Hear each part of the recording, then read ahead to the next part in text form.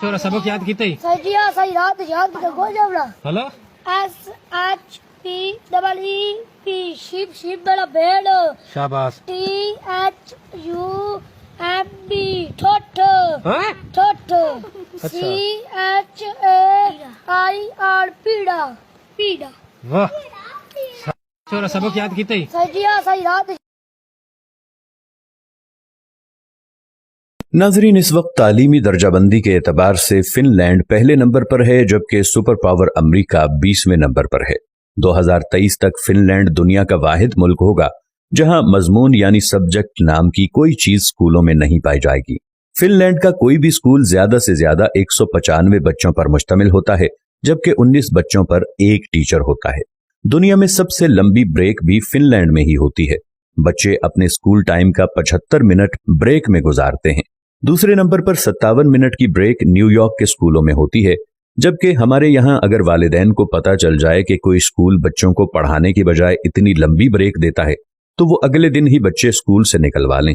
खैर, आप ये दिलचस्प बात मुलाहिजा करें कि पूरे हफ्ते में स्कूलों में महज 20 घंटे पढ़ाई होती है, जबकि असातिज़ा के 2 घंटे रोज अपनी स्किल्स पढ़ाने पर सर्फ होते हैं। 7 साल से पहले बच्चों के लिए पूरे मुल्क में कोई स्कूल नहीं है और 15 साल से पहले किसी भी किस्म का कोई बाकायदा इम्तिहान भी नहीं है। रियाजी के एक उस्ताद से पूछा गया कि आप बच्चों को क्या सिखाते हैं, तो वो मुस्कुराते हुए बोले, मैं बच्चों को खुश रहना और दूसरों को खुश रखना सिखाता हूँ, क्योंकि इस तरह वो जिंदगी के हर सवाल को बाआसानी हल कर सकते हैं। आप जापान की मिसाल ले लें।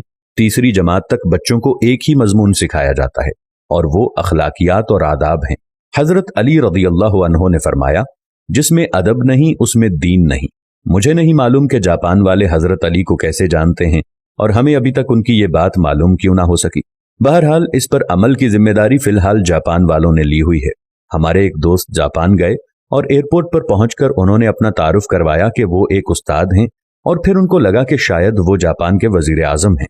अशफाक अहमद साहिब मरहूम को एक दफा इटली में अदालत जाना पड़ा और उन्होंने भी अपना तारुफ करवाया कि मैं उस्ताद हूं। वो लिखते हैं कि जज समेत कोर्ट में मौजूद तमाम लोग अपनी नशिस्तों से खड़े हो गए। उस दिन मुझे मालूम हुआ कि कौमों की इज्जत का राज उस्तादों की इज्जत में है। ये है कौमों की तरक्की और उरूज व जवाल का राज। जापान में माशरती उलूम पढ़ाई नहीं जाती है, क्योंकि ये सिखाए जाने की चीज है, पढ़ाने की नहीं, और वो अपनी नस्लों को बहुत खूबी के साथ मुआशरत सिखा रहे हैं। जापान के स्कूलों में सफाई सुथराई के लिए बच्चे और असातिज़ा खुद ही एहतमाम करते हैं।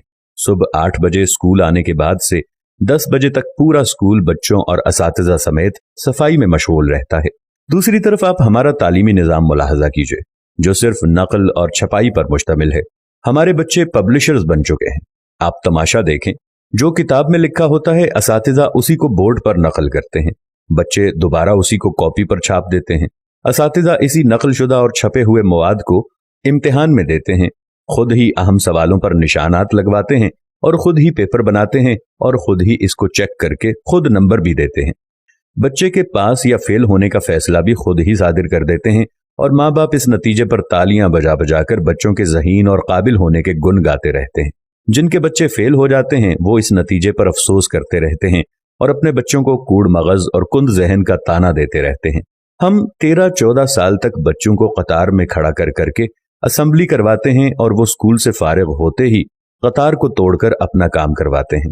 जो जितने बड़े स्कूल से पढ़ा होता है, कतार को रौंदते हुए सबसे पहले अपना काम करवाने का हुनर जानता है। तालिबे इल्मों का स्कूल में सारा वक्त साइंस रटते गुजरता है और आपको पूरे मुल्क में कोई साइंसदान नामी चीज नजर नहीं आएगी, क्योंकि बदकिस्मती से साइंस सीखने की और खुद तजर्बा करने की चीज है और हम इसे भी रट्टा लगवाते हैं। आप हैरान होंगे, मैट्रिक क्लास का पहला इम्तिहान 1858 में हुआ और बरतानवी हुकूमत ने यह तय किया कि बर्रे सगीर के लोग हमारी अक्ल से आधे होते हैं, इसलिए हमारे पास पासिंग मार्क्स 65 हैं तो बर्रे सगीर वालों के लिए 32.5 होने चाहिए। 2 साल बाद 1860 में असातिज़ा की आसानी के लिए पासिंग मार्क्स 33 कर दिए गए और हम भी इन 33 नंबरों से अपने बच्चों की जहानत को तलाश करने में मसरूफ हैं। अल्लामा इकबाल रहमतुल्लाह अलैह के शेर का ये मिसरा इस तमाम सूरत हाल की सही तरह से तर्जुमानी करता नजर आता है। जो शाख नाजुक पे आशियाना बनेगा, ना पायदार होगा।